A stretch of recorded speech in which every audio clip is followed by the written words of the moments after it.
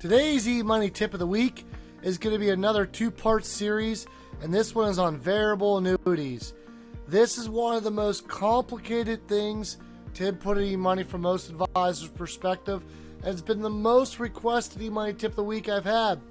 I've held off on making it, quite frankly, because I can't figure out a way to give it to you concisely. So instead of giving it to you concisely, I'm going to break it up into a couple parts. So here's part one. What we want to start out with is you'll notice a lot of times I'm in present mode. I like to always be in present mode. I'm not in present mode because I want to show you a really helpful tool in here. Depending on your version of eMoney, you may not have this, but if you click help up here, which I highly recommend, eMoney's done an excellent job and has improved this over the years, their knowledge base. You're going to notice that they have a lot of things up here. Depending on your version, your RA might force something in here. They might not. But we're just going to type in annuity. And so a lot of times I get these calls, Greg, how to input an annuity? Instead of calling me, read. It's in here. Especially after watching this video, I'm telling you. So you're going to see interactive user guide versus how-to. How-tos are going to click, click, click, click, click. Especially for new to eMoney, I recommend doing that. If you've been around the block a few times, or if you learn like I do, go with the interactive user guide. When you click on this interactive user guide, so it's called Annuity Overview, there's a great flow chart in here that comes up. This flow chart is phenomenal. You can download this PDF. If you happen to have it, so your RA doesn't have this help, reach out to eMoney. They'll give you this PDF. It's a great flow chart. I use this flow chart every time I'm inputting it because I don't input a lot of annuities. I just don't run into them as much. Don't have as many clients have a need for a guaranteed income. So when I'm putting it in, I forget how to do it. So it's a really, really great chart to reference in here. It will go through all this. So let's start out with inputting the annuity. So we're going to go under facts. You know I love to be under base facts. If you see my other eMoney tip of the weeks. So we're going to go, and by the way, a lot of times, if you're going to give this as a solution for the client, you might not want to put this in the base facts. You might want to show transfer not an investment and putting this in advanced techniques. You can figure that out if you know how to do it in the base facts. So we're going net worth. A lot of times too, I want the client, most of my clients are going to input their data. If it's an existing account, I really want them to use the client portal to attach as much stuff as possible. So usually it's going to come in that way and I'm just changing around. But again, we're going to put an annuity in here. We're just going to call this, I like to use whatever it is. I'm going to pick on one I just saw the other week was Jackson National. You can see I already typed it in there. Jackson National variable annuity. Fixed or variable. If you're going to show a fixed indexed annuity, I recommend using fixed, but you could use variable and use lower amounts. We can argue that some other time. But for this purpose, we're going to use a variable annuity. We're going to leave it qualified because most of these variable annuities with income riders I see are unqualified because quite frankly, people need guaranteed income, typically have it as much in assets. Typically people don't have a bunch of assets, save most of their money in qualified assets. So I've tended to, every time I see these, they typically be an IRA because the client wants guaranteed income from their 401k. They want to roll it into an IRA. That's usually what I see these are in. Because it's qualified up here, I'm going to choose one person. In this case, we're going to use Pam Helper. We're going to put beneficiary James. You can always click on here in advanced. You can put more. Value. Hopefully the client's already attaches to their Jackson portal. There's a value sitting in here. Even if there's not a value, I want to look at the statement and try to, and I'll talk about it in a second because I'm going to leave this at 0 and I'm going to leave these the way they are. I'm now going to click it in advanced. Highly encourage you, if you don't know what, you look at this statement, read what it is, type it to Google, get the prospectus. This prospectus is going to have all the information you need. If you need to call the client to the annuity company, you can, but if you learn to read a prospectus, why sit on holds for 1-800 numbers?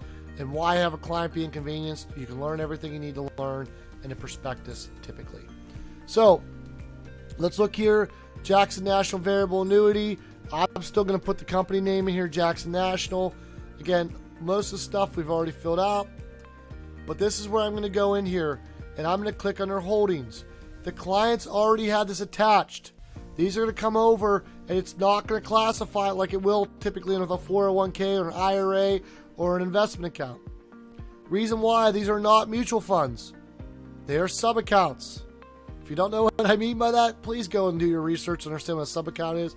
They look like a mutual fund a lot of times. They might be run by mutual fund families, have a lot of the same investments, they're not the same. What I do is I try to look at the actual sub-account and I try to find a mutual fund or ETF that looks similar holdings. I'm just trying to look at what the holdings are. This is using modern portfolio theory to look at what the mean and the standard deviation is to do Monte Carlo. Don't know what I'm talking about? Go read one of my other eMoney tips of the week to understand how Monte Carlo works. Don't put those advisors that like think the straight flow and they're going to say, well, 7% is not a realistic rate of return. It's Monte Carloing inside of here. And we'll talk about that in a second for the fees. So we're going to here add a holding. If I go in here and I'm going to reclassify the sub-accounts, and let's just use a random, so what are we using? Vanguard Growth Admiral shares. I wanted to classify the assets inside of here. If I'm going to do that, I'm going to go under options.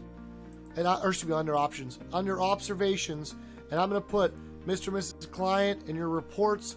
I've illustrated your sub-accounts using this ticker because it's a similar asset allocation. I'm going to put that in there to CYA myself and also explain to the client. So we're just going to put this one's now worth 445, 655. So we're going to hit save in here. Why I like to do that is because I really, we're going to go back in here. I really want to show as much as I can the Monte Carlo. Use eMoney for its strengths. One of its biggest strengths is the Monte Carlo, and show what's going to look like, especially with the variable annuities. They're one of the only ones I think that does a great job of showing the guarantees, while still Monte Carlo and the balances. Because what if a person dies early and they don't use these income riders? What does that look like from an estate planning perspective? I really think eMoney excels in annuities, but we just don't know how to use it properly. So then now that we got that in there, you always want to make sure, especially as a qualified, you want to put beneficiaries, but also annuities. Remember, annuities are going to almost always have a beneficiary unless you put it to the estate. So I like to get rid of this. It automatically defaults equally to children. Depends on how you have your things set up. But I'm going to go in, I'm going to change this because I want to have their children's names in here. I think this is so important to have the actual children's name, not have to everyone else. I talk about this in some of my other ones. You know, the more and more you can customize, the more and more your clients can take ownership of this. When they go in their client portal and they see what the beneficiaries are, you want them to see this. I believe you should have a beneficiary review with every single client. There's a great report in here to pull up beneficiary reviews on all the other accounts. The other thing I want to show you before I get into guarantees is this fees. This is a big point of contention with a lot of clients. There's a lot of advisors I talk to.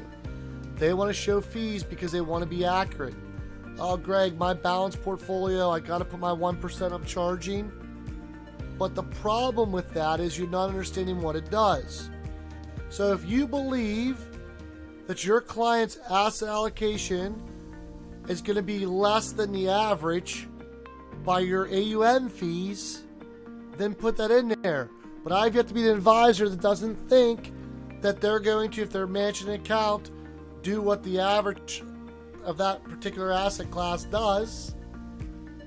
So you don't want to put that 1% because what it's going to do is it's going to move.